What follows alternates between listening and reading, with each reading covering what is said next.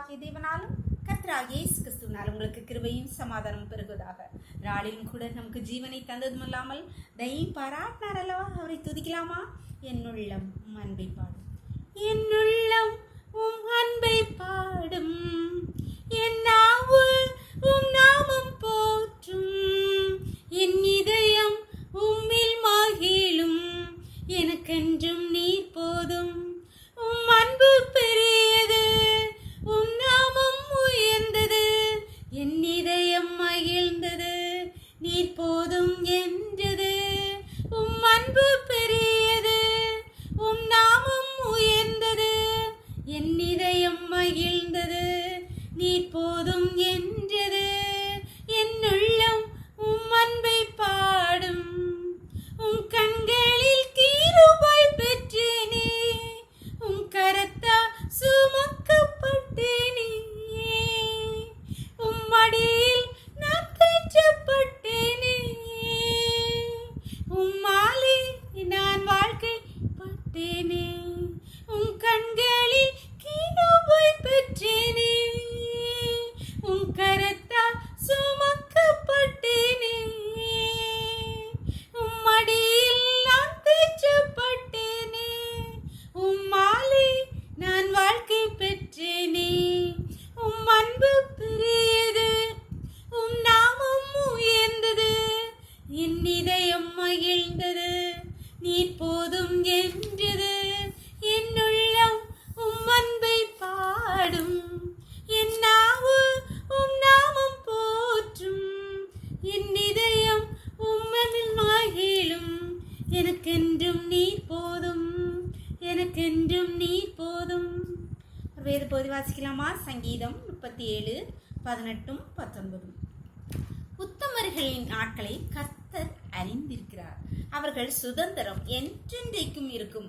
அவர்கள் ஆபத்து காலத்திலே வெட்கப்பட்டு போகாதிருந்து பஞ்ச காலத்திலே திருப்தி அடைவார்கள்.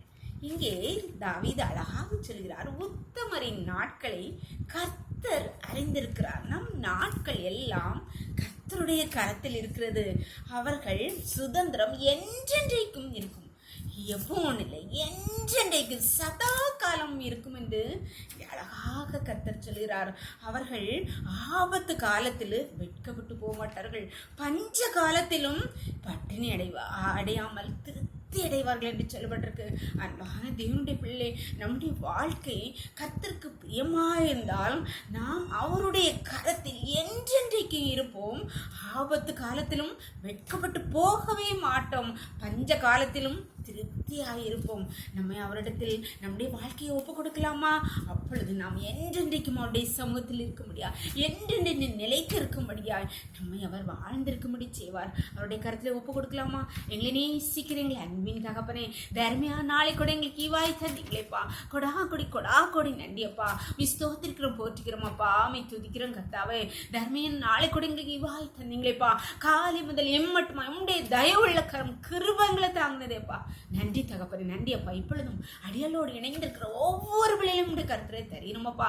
உத்தமரின் நாட்களை கர்த்தர் அறிந்திருக்கிறார், அவர்கள் என்றென்றைக்கும் நிலைத்திருப்பார்கள். அவர்கள் பஞ்ச காலத்திலும் திருப்தி அடைவார்கள், ஆபத்து காலத்திலே வெட்கப்பட்டு போக மாட்டாங்க. அப்பா, எங்களை உமக்கு பிரியமானவர்களா எங்களை ஒவ்வொருவரையும் மாற்றுவீராக கர்த்தாவே.